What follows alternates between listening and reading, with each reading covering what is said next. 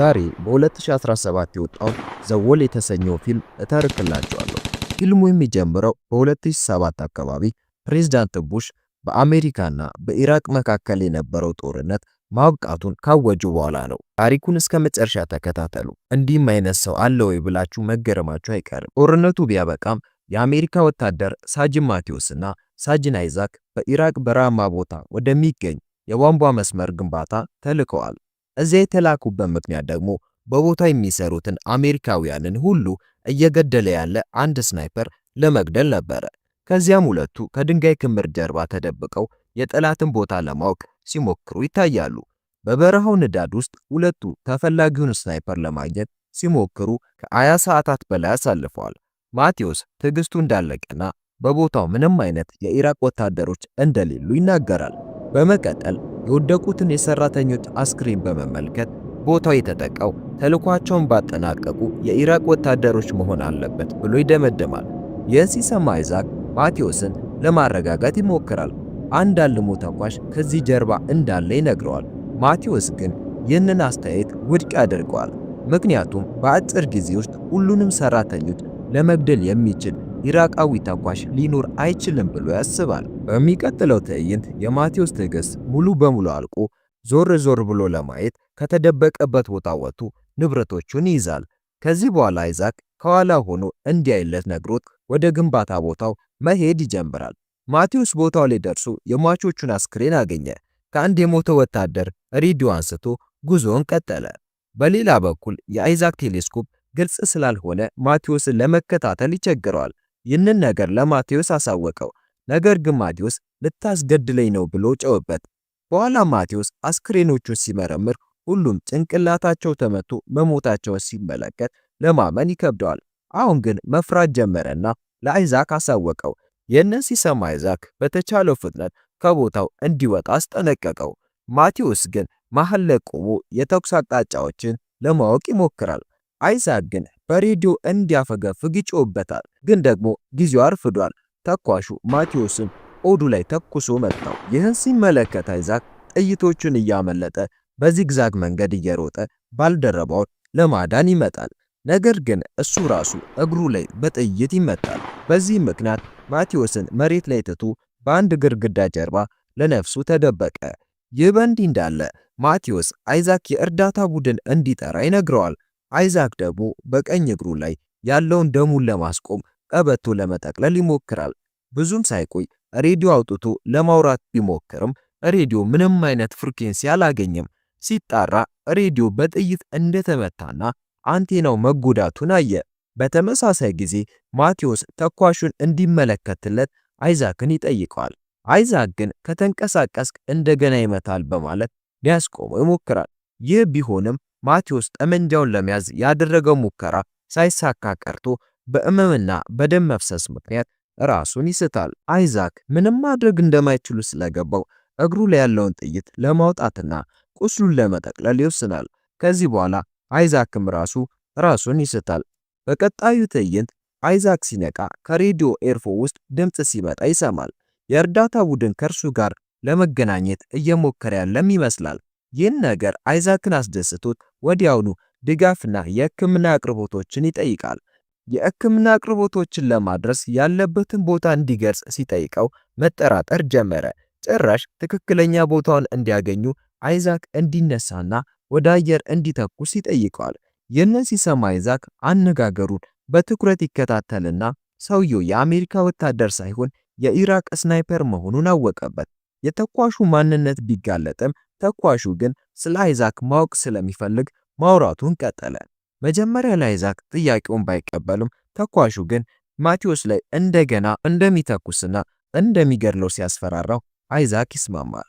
ተኳሹ ማውራት እንዲጀምር ይጠይቀዋል። ይህንን አጋጣሚ በመጠቀም ተኳሹ የተደበቀበትን ቦታ ለማስላት መሬት ላይ ካርታ መሳል ይጀምራል። ተኳሹ ለአይዛክ አገሩን ለማዳን እየሞከረ ያለ ተራ ኢራቃዊ ዜጋ መሆኑን ይነግረዋል።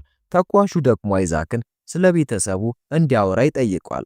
ነገር ግን አይዛክ ጥያቄው በጣም የግል ጉዳይ ነው በማለት አላወራም አሻፈረኝ ይላል። ነገር ግን መልሶ አይዛክ ተኳሹን አገራችሁን ለማሳደግ የሚሰሩትን አሜሪካውያንን ትገድላላችሁ ብሎ ይከሰዋል። ይህንን ሲሰማ ተኳሹ ገንዘቡ ለኢራቅ ሳይሆን ለአሜሪካ የሚላክ መሆኑን እንደሚያውቅ ይመልስለታል።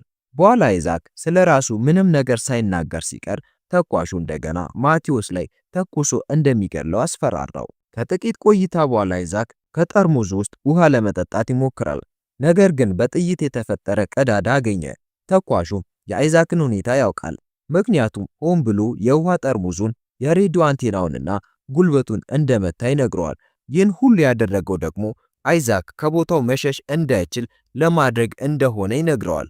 እንደውም አይዛክ በጉልበቱ ላይ ከባድ ደም መፍሰስ ስላለበት ከመንጋቱ በፊት ትሞታለህ ይለዋል።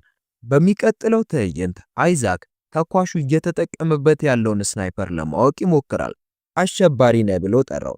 ነገር ግን እሱ አይዛክ ራሱ በማያውቀው ሀገር ጠመንጃ ይዞ ሰዎችን እየገደለ መሆኑን ያስታውሰዋል። በቴሌስኮፕ ከተመለከተ በኋላ ተኳሹ በቆሻሻ ክምር ውስጥ እንደተደበቀ ደረሰበት። እናም ስናይፐሩ ጁባ መሆኑን ይናገራል። ነገር ግን ተኳሹ ጁባ አይደለውም ብሎ ካደ። ተራ ኢራቃዊ ሰው ነኝ ይላል። ይህን ሲሰማ አይዛክ አስታወሰና ተኳሹ በመጀመሪያ የአሜሪካ ወታደር እንደነበረ በኋላም እንደከዳቸው ይነግረዋል። ተኳሹ እንደገና ይህንን ነገር ውድቅ ያደርገዋል። ብዙም ሳይቆይ አይዛክ ከድርቀትና ከድካም የተነሳ መሬት ላይ ይወድቃል። ከተወሰነ ደቂቃ በኋላ አይዛክ የራስ መከላከያውንና ጃኬቱን በመጠቀም በእንጨት ላይ በማድረግ ተኳሹን ለማታለል ያቀዳል። እንዳለመታደል ሆኖ ተኳሹ ግን አይታለልለትም። ምንም አማራጭ ስለሌለው አይዛክ በአቅራቢያው ወደሚገኝ የሞተ ወታደር ቦርሳ ውስጥ ጠቃሚ ነገር ለማግኘት ራስን የማጥፋት ሩጫ ይሮጣል። ነገር ግን ተመልሶ ሲመጣ ቴሌስኮፑ እንደተጎዳና ተኳሹን መመልከት እንደማይችል ገባው። ይህ በእንዲህ እንዳለ ማቴዎስ በሕይወት እንዳለ ሰማ። ማቴዎስ ከኪሱ የሚያብረቀርቅ አርማ አውጥቶ የቆሻሻውን ክምር ይመለከታል። አይዛክ ተኳሹን ለማዘናጋት ሲሞክር ማቴዎስ ቀስ በቀስ ወደ ጠመንጃው ይንቀሳቀሳል። በተመሳሳይ ጊዜ ተኳሹ ቀደም ሲል በባግዳድ መምህር እንደነበረ ይገልጻል። ነገር ግን ተማሪዎቹ በአሜሪካ ጥቃት ከተገደሉ በኋላ ለመበቀል እንደወሰነ ነገረው። ይህ በእንዲህ እንዳለ ተኳሹ አይዛክ የተበላሸውን ቴሌስኮፕ እስካሁን ለምን እንደያዘ ይጠይቀዋል። አይዛክ ግን መልስ አልሰጠውም። ተኳሹ አሁንም ማቴዎስን እንደሚገድለው ዛተበት። ከዚያም አይዛክ ቴሌስኮፑ የጓደኛው የዲን መታሰቢያ እንደሆነ ነገረው። ይህ በእንዲህ እንዳለ ማቴዎስ ጠመንጃውን አስቀምጦ የቆሻሻው ክምር ላይ በጭፍን ያነጣጠራል። ማቴዎስ በግምት ብዙ ጊዜ ቢተኩስም ስናይፐሩ መልሶ ተኩሶ ትከሻው ላይ መታው። በዚህ ምክንያት አይዛክ ማቴዎስ ወደ እርሱ እንዲሳብ ይነግረዋል። እንዳለመታደል ሆኖ ማቴዎስ አይዛክን ከመድረሱ በፊት ጭንቅላቱ ላይ በጥይት ተመቶ በቅጽበት ተገደለ። ይህን ሲመለከት አይዛክ ወደ ቤቱ መመለስ ብቻ እንደሚፈልግ ተናገረ። ተኳሹም ይህን ከፈለገማ እንደማይተኩስበት ይነግረዋል። ከጥቂት ቆይታ በኋላ ተኳሹ ጦርነቱ ቢያበቃም አይዛክ አሁንም እዚህ ምን እንደሚሰራ ይጠይቀዋል። እየተነጋገሩ እያለ ከሬዲዮ ማሰራጫው አንዳንድ ድምጾች ይመጣሉ። ወዲያው ወደ ሬዲዮ ተጠግቶ ከእርዳታ ቡድኑ ጋር ለመገናኘት ይሞክራል። ነገር ግን ለሱ መጥፎ ዕድል ነበር። ሬዲዮ በጣም ከመጎዳቱ የተነሳ የሚደረገውን ንግግር መስማት እንጂ ለእርዳታ መጠየቅ አይችልም። ምክንያቱም እነሱ ሊሰሙት አይችሉም። በድንገት ተኳሹ እርዳታ ለመጠየቅ የአይዛክን ስም ሲጠቀም ሰማ። ተኳሹ ሁል ጊዜ ከአሜሪካውያን ሬዲዮ ጋር ሲገናኝና ተጨማሪ እርዳታ ሲጠይቅ እንደነበረ በመጨረሻ ለአይዛክ ግልጽ ሆነለት። ንግግሩን ለማቋረጥ ሞከረ፣ ግን አልቻለም። በሚቀጥለው ትዕይንት ቁራ እግሩን ሲነክስ አይዛክ ነቃ። በሆነ መንገድ የማቴዎስን ጠመንጃ ጎትቶ በቆሻሻ ክምር ውስጥ የተደበቀውን ተኳሽ አነጣጠረበት። በዚያን ጊዜ ሄሊኮፕተሮቹ እየተቃረቡ ነበር። ይህንንም የተመለከተው አይዛክ ጊዜ ሳያጠፋ እሱ የተደበቀበትን ቦታ እንዲያገኙ በፊቱ ያለውን ግድግዳ ገፋ በማድረግ ደረመሰው። በሚፈጠረው አቧራ እሱ ማየት ይችላሉ። ተኳሹም አይዛክን ለማየት ቢሞክርም ከወደቀው ግድግዳ ላይ በተነሳው አቧራ ምክንያት እሱን ለማግኘት አልቻለም። በዚህ መሃል ግን አይዛክ የተኳሹን ቦታ ካገኘ በኋላ ተኮሰበት። ነገር ግን ጥይቱ ኢላማውን መምታት አለመምታቱን ማረጋገጥ አልቻለም። ምክንያቱም ቦታው በአቧራ ተሸፍኗል። ለማወቅ ከቦታው ላይ ቆመ። ነገር ግን በሚያስገርም ሁኔታ ተኳሹ መልሶ አልተኮሰበትም። ተኳሹን ካልመታውት መልሶ ይተኩስብኛል ብሎ ነበር ያሰበው። በዚህ ምክንያት ተኳሹ ወይ እንደቆሰለ ወይም እንደሞተ ያስባል። በዚህ መሃል ብዙም ሳይቆይ ሄሊኮፕተሮቹ ከኋላ ያርፋሉ እና ወታደሮቹ በስትሬቸር አድርገው ተሸክመውት ወደ ውስጥ ይወስዱታል። አይዛክ ግን ለወታደሮቹ ስለተደበቀው ተኳሽ ሊነግራቸው ቢሞክርም ከወታደሮቹ ጋር በአግባቡ ማውራት አልቻለም። ልክ አይዛክ እንደፈራው ሄሊኮፕተሩ ከተነሳ በኋላ ተኳሹ በድንገት ወታደሮቹን አንድ በአንድ መጥበስ ይጀምራል።